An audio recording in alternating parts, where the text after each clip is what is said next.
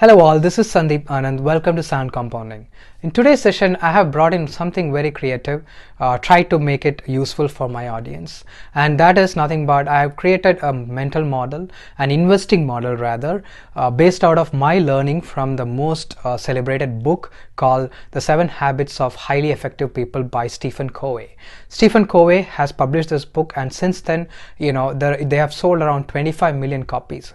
It's a must-read self-help book, but it's a must read if somebody wants to achieve personal mastery. What I've done is, based on my understanding of the book, what I've learned, I have mapped certain good principles to adopt as a good investor, to be a good investor or to be good in investing. So I have created 2 to 3 mental models which might be good, applicable, which are timeless, and it could be applicable for somebody who wants to become a great investor for the rest of their life. Now let's understand and see what those slidewares are. So the 2 mental models, mental model 1 is private victory, circles of influence and circles of concern, and mental model 2 is execution, where effectiveness in production and production capacity, the PPC balance that's explained through Golden Goose fable. Now these are the 2 things I've picked up from the whole book, and these are very 2 models in itself, just from a self-improvement and personal development standpoint, but how it can apply to investing field is something I'm going to explain, and these 2 models could help investors. The first talks about mental models of circle of influence and circle of concerns mapped to investing.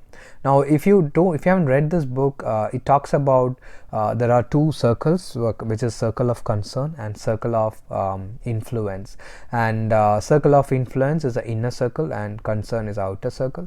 And in terms of personal mastery and personal development, the author Stephen Covey explains about how we should really focus on what is within our influence, and that's inner circle, and not worry about the outer circle, that circle of concern. And the proactiveness on that front would in fact eventually expand the circle of influence that we have, and the circle of concern will tend to become smaller and smaller over a period of maturity. So that's the key focus area in personal mastery that is being explained in the book. And the author talks about effectiveness more than efficiency in achieving private victory through inside out approach. So this is basically nurturing the habit of focusing on the inner circle of influence, which is in our hands, and not worrying about the outer circle of concerns, which are external and not in our control. Now what are those? Some of the examples would be, in a normal scenario, the influence is where we can do personal leadership, personal vision statement, improving how we execute and achieve our goals, etc. Circle of concerns are the external factors which might not really be in our hands, and that could be limiting if we think about and worry about, which will hinder our progress, but certainly that's not something we should focus on. So that's a message. Now with respect to investing, I think I can apply the model like, as investors we should channelize all positive energy, and focus should be channelized towards the inner circle, which is in our hands. And what are those comprised in the inner circle in investing? I have bulleted them out, like focus on investing process, like how our investing process should be improved, like creating checklist and many other things. Business metrics, understanding the business dynamics of the companies we invest in. Balance sheet, how to read and constantly reading and evaluating businesses from balance sheet strength standpoint, and creating checklist and preventive mechanisms. Conviction that we can build on, and positive attitude.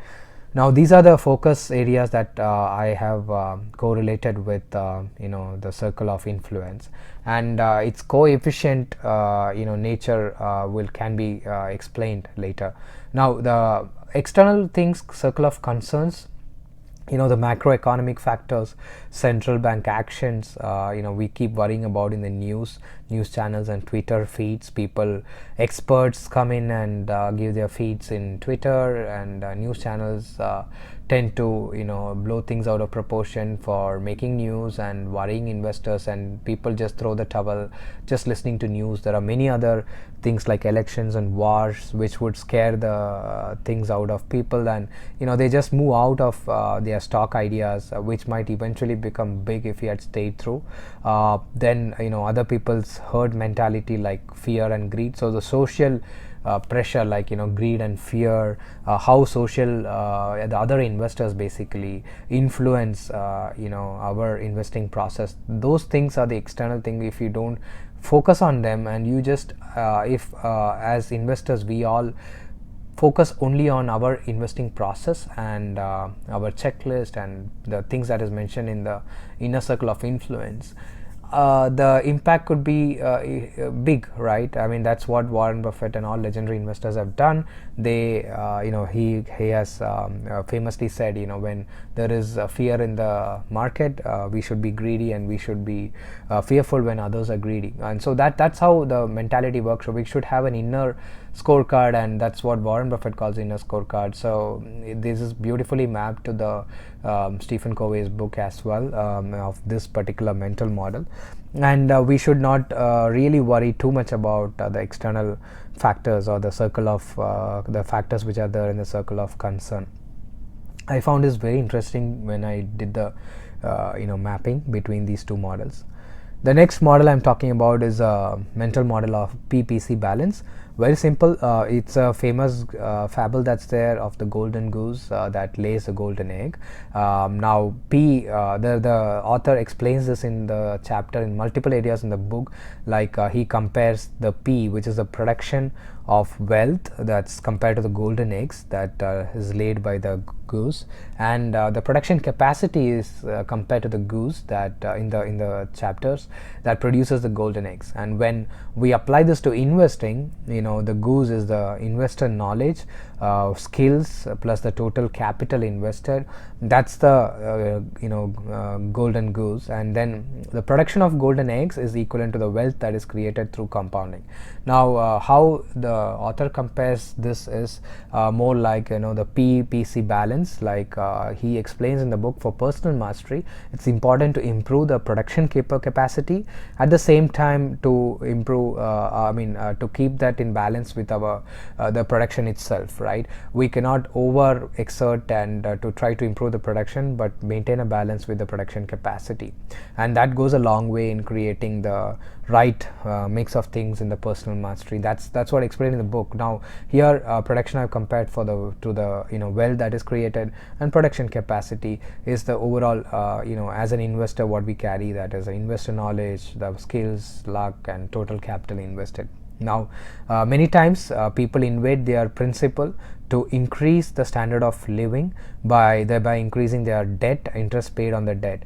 Now in investing world, people lose their capital by trading on hot stocks or through the influence of greed and fear, and that's precisely what Warren Buffett has explained, to preserve capital, because that is the capital is the production capacity, right? That's the golden goose, and if you don't have that, there is no eggs, that's the output. So that's why his quote says, rule number 1, don't lose money, and rule number 2, don't forget rule number 1.